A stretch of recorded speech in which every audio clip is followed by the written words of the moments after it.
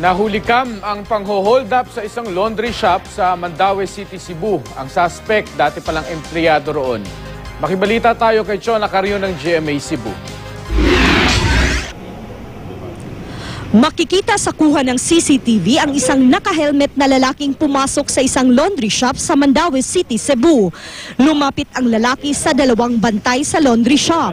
Maya-maya pa, nagdeklara ng hold up ang lalaki. Sa isang kuha, makikitang tinutukan ng suspect ng screwdriver at baril ang dalawang bantay.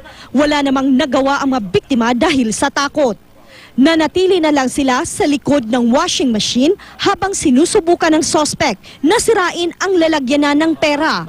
Sa isa pang anggulo, makikitang kinukuha na ng suspect ang kita ng laundry shop. Tila alam din ng suspect kung saan nakalagay ang laptop at kinuha niya ito. Tumagal ng 3 minuto ang pag-hold up.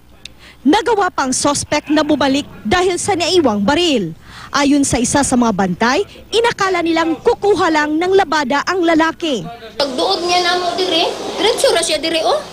Kubada yun niya ni. Natangay ng suspect ang 6,000 pisong kita ng shop. Sa tulong ng CCTV at ilang saksi, napag-alamang dati palang empleyado ng laundry shop ang suspect na kinilalang si Ricky Vismanos. Dati na raw palang nagnakaw sa parehong laundry shop ang suspect.